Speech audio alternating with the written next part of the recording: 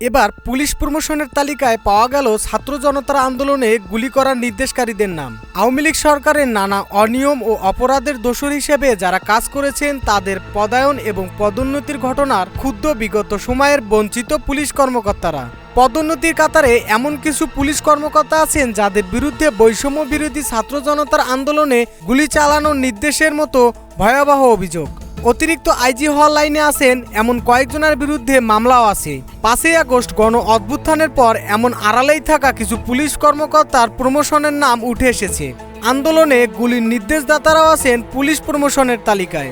তাদের মধ্যে ডিআইজি গোলাম রসুল, ডক্টর খন্দকার মহিদুদ্দিন, গোলাম কিবরিয়া, কুসুম দেওয়ান, এসবির প্রধান শাহ আলম, মীর রেজাউল আলম ও খন্দকার গোলাম ফারুক। এদের মধ্যে মীর রেজাউল আলম ও খন্দকার গোলাম ফারুকের বিরুদ্ধে রয়েছে বৈষম্য বিরোধী ছাত্র জনতার আন্দোলনে গুম ও খুনের বড়সড় অভিযোগ।